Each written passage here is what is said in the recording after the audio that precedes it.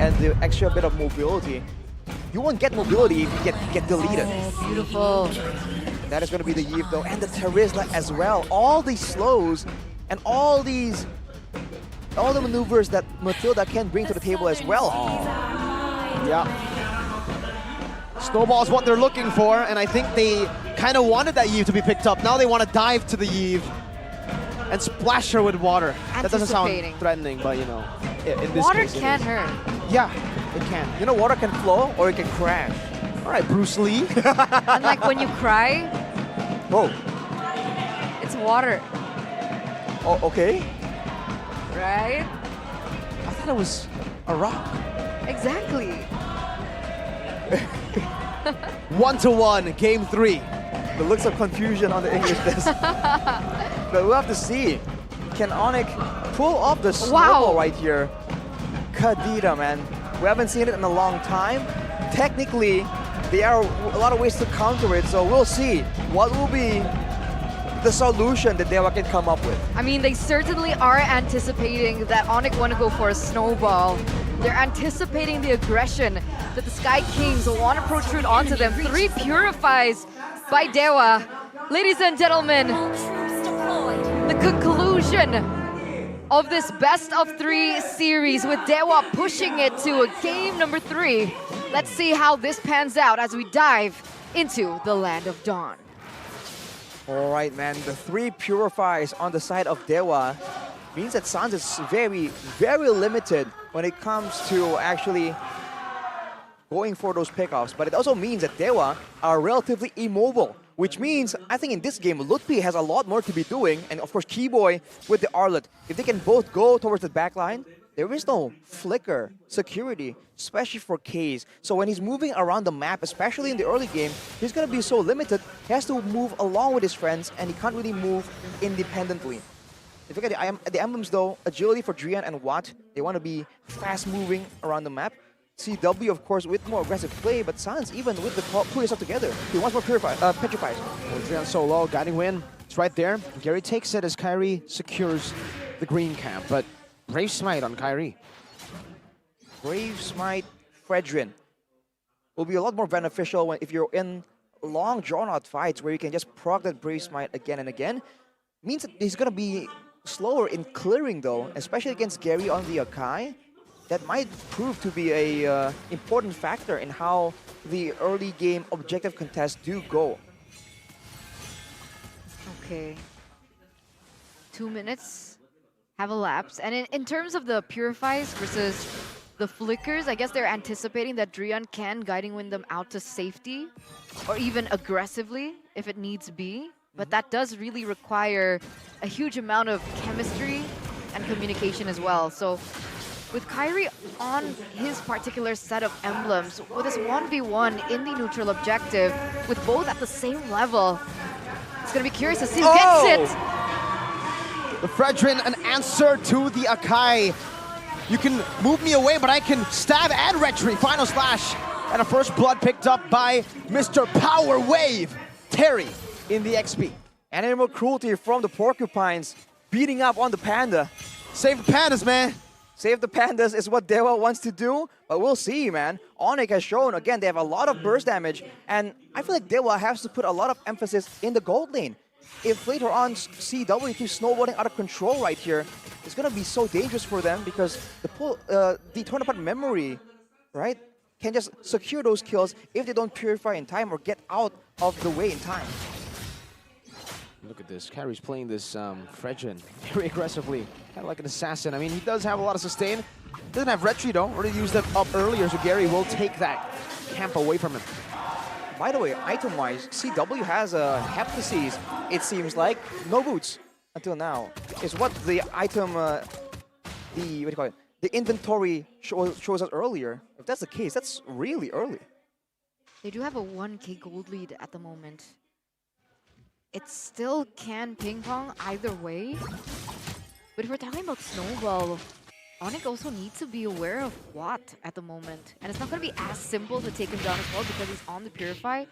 And if they're hitching their bets on Sands, on the Kadira, that's a big problem if they want to play pickoff. I think the Data will have to be a lot more hidden. You can't really bank on just crowd control anymore. You just have to use the surprise factor. Because even though you can purify or get out of the initial lock, the Breath of the Ocean as well, the rough waves will still do a lot of damage. Circling Eagle up top to deny Lutpi of that proxy, of that cut. And ONIC will move towards this neutral objective, carry a whole level ahead despite not having the concussive blast to help him with the clear. T-Boy has a final slash, displaces Gary, and now it's a petrify under the Brazier's Wrath, and Gary actually goes in to pin them down instead, almost loses his life for it. But now they will concede the turtle. There is no way for Gary to contest this, and look at Keyboy just trying to zone as much as possible to give Kyrie this free turtle. And he still hasn't used the retry. They might be looking for some more. Green camp, the camp that killed him. It's revenge time for Kyrie. It's revenge on a camp, not even a player for Kyrie here, but oh. Purify used up already by Watt. Final slash and a flicker as well. Torn apart memory to cut him down in the back. It's taken down. 1v1. Watt for Keyboy. Gold lane for Rome, it's still very much worth it for ONIC. And there's a lot of gold in the pockets of CW as well. You called it earlier, Turna. Having a solid gold laner that's winning his lane is something that ONIC is using right here. And especially with Brody, he set up for that dive so well because of how staggered your basic attack animations are. Look at this zone. Just walks up. And nearly used. Look, he has to take a turret. Easy CW. Does he still not have boots? He's still on the... Wait. Didn't you say he had the head disease? That's Did he sell the head disease? No, the inventory showed that earlier, but I think it might be inaccurate. According to the big screen, he has a Malefic Roar right here. What? Yeah. Wait. Did he have the head disease before? Was it... Did I miss see? I have to roll it back later on, but... Ooh, big dive from the side of DEWA. Immediately just outplayed by ONIC. Wow, I mean, Malefic Roar first item from the looks of it. We'll have to see again if he accidentally sold the Heptases or if it was a mistake. But okay. In the bottom lane, looking for a siege now. Gee, that damage, what? Forced to back away instantly. That's a free turret to ONIC. All right. Look at Sans though with the Blood Wings actually as his main item. He's going to go for Drian. Oh. Petrify, Purify though from Keyboy. Oh, actually from Sans, and Keyboy capitalized on that Petrify CC. Now it's Kaze who gets knocked up just a bit there by the knockout strike of Lutpi, and they go towards the turtle, third turtle of the game. Ladies and gentlemen, and it might just be all ONIC despite the Akai being on the side of DEWA. But yeah, Heptases was built, I think. I don't know, we'll have to see if the items in the big screen is bugged out or... Okay, but it was shown. It was shown, it was shown. You did not miss Arashi. Kimura, penalty zone. Onto the back, Gary goes in as well, and it's still Kai! Despite the heavy spin, now Lutpi wants to go to the knockout strike, a 3-man final slash into the Brazier's Wrath. Drian now will be caught in the midst of 4 ONIC members. And look at this, they're sandwiching DEWA. Gary, taunted, stab, double for Kyrie. Keyboy doesn't want to let this go. Now it's a vengeance on top of a vengeance. Watt gets a trade back, Drian gets a photo. But that's all they could go for. Sans is on the way though. Can Sans catch Watt here? Seems to be attempting to do so, but he mispredicts. Great call for Watt to recall not in the bush, right? That extra few seconds would have costed him his life there. But ONIC again showing that with enough damage, even though you win out in the utility, in the slows, in the shielding, it doesn't matter if we have enough damage to punch through it. In Lutpi's case, quite literally.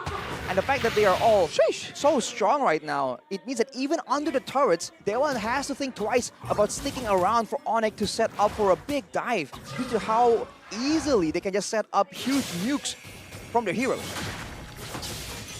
Going for it again? Oh, beautiful final slash. Watt pops in a Purify, one more shot! CW gets the fade away. Now another shot down, double kill for Tewe on the Brody. Talk about snowball, 7.1k gold lead already built in for the Sky Kings. 3-0-1 on CW. This is definitely not the outcome that DEWA are expecting. And at this rate, I don't think they can wait for Watt to go for a snowball like they did in game number 2. Oof. Both teams right here just duking it out, but ONIC just has so much more to do. Sans though, with the usual Sans stuff, man. With his I2 build, he went for the Blood Wings for extra bit of survivability, more damage, and he can get out of sticky situations considering how aggressively he's been playing. I mean, look at him! That's the Blood Wings. Doing work for you. Another CC immune oddity as he gets out. Bro, this is what he did against Alter Ego 2, and it ended up with Sellyboy dying in Game 3. Sans now landing Truncheon and CW DHS. Wow, that's a lot of more damage, but look at that preemptive flicker from Kimura right there. That's the kind of threat that ONIC brings to the table. What now with the golden staff? He will be doing a lot more damage, but can he even survive? He's all doing the bottom, and ONIC will be able to go for a full-on Lord here. Yeah, and Luffy wants to kind of force him. Oh, 2 jabs and a knockout strike, and it's a solo kill! No. Luffy gets it done! What no wind of nature! And that's a power wave from the Paquito. Sans trying to run away. Kimura trying to go for it. Oh, Gary steals it away from under the rug from ONIC. And they have saved the game, but not for now. Lupi, knockout strike. Oh, CC immune, and still the double jab into the back. Now flicker out. Penalty zone by Kimura. Not landing here. Wait, how did Gary get the Lord? He's 3 levels below Kyrie at the moment. It's the Akai. It just gives him superpowers. That's a great Lord for the side of DEWA, but the power of ONIC is still very much in play. They are the ones taking out turrets, and they're trying to clear this Lord out and deny any kind of value from the side of DEWA. CW right now is just an absolute menace, man. He's just chunking down members left and right. Malefic going to DHS for a good balance of damage. Gary though. He retreated and headbutted to his death, to his own demise. Miscalculation or mishap, you decide. Win of nature though for CW. That win of nature, it means that against Watt, he's gonna have a comfortable time going in for the big duel, the 1v1s. And technically against Kimura as well, it can be an option. But for now, he's relatively safe. Even in these big fights, no one is actually having the leeway to even deal with him. We talked about the Yve potentially zoning him out. If the Yve sits there and tries to do that, you know Sans has his eyes on keys. Could DEWA be potentially tilting here?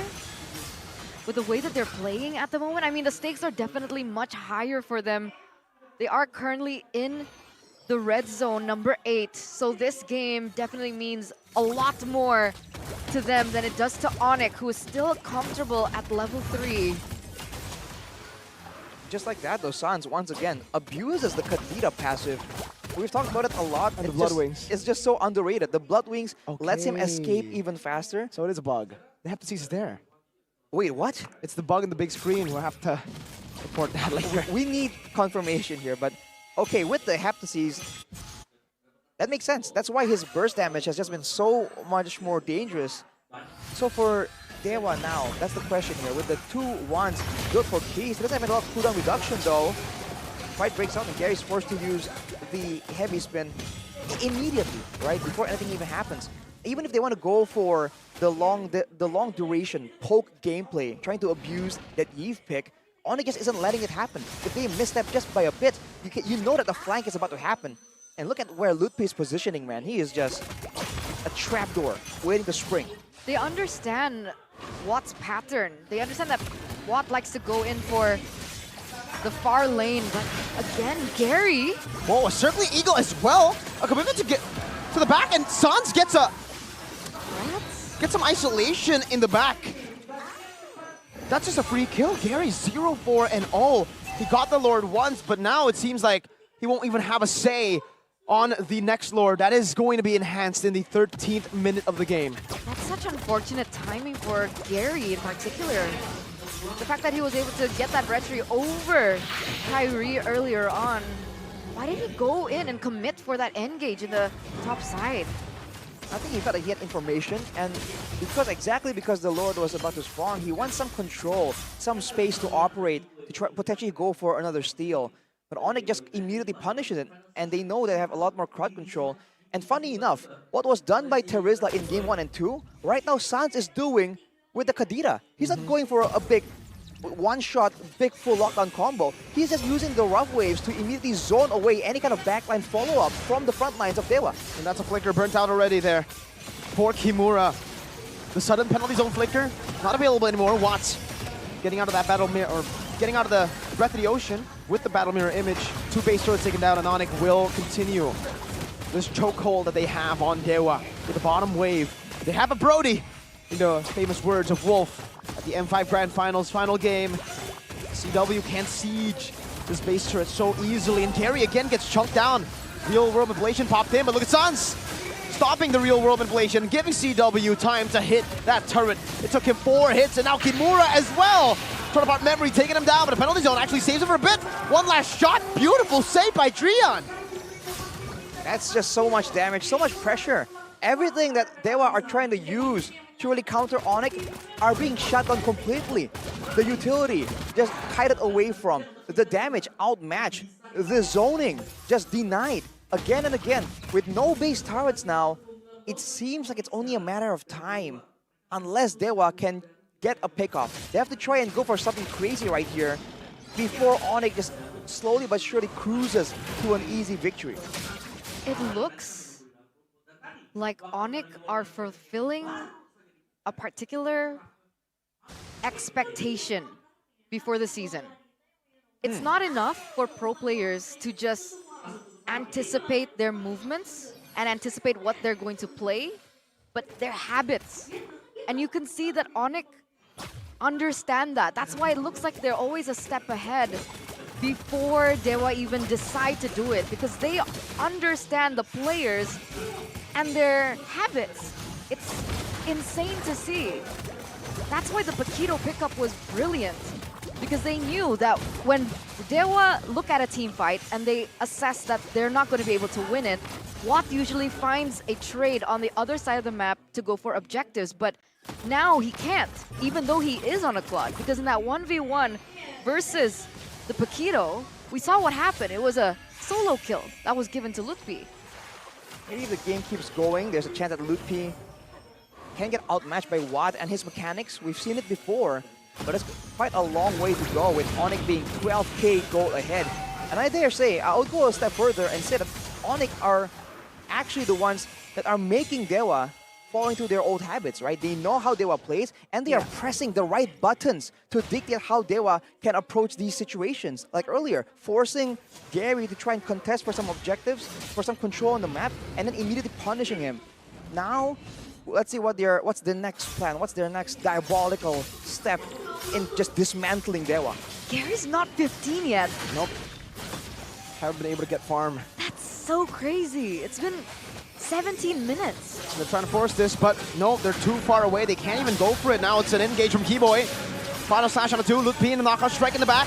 CW dealing some damage. Gary pinning down CW, but he is able to flicker out in time. Now it's a rough waves into the back again. A good taunt out to Watt, who has a win in nature and a purify, but Lutpi is waiting in the back, waiting for the battle mirror image, finding the knockout to take him out, and Yi might just follow as well. But it's a shutdown. Well played the Gary for peeling his mid laner, but still, ONIC, that's a good trade. Keyboy with a final slash to eradicate K's, and now another vengeance to set up for CW, who can go for some more damage, but Drian gets Gary back to safety. Now, mini waves crashing down into the base. CW still free hitting, going for the members before going for the base, and they will be able to take them out one by one. They want to take Drian down with them. It's a wipeout to end the series, 2-1. And here it is, ladies and gentlemen. The Sky Kings show their revenge. They show their teeth in leg number 2 of this matchup, winning it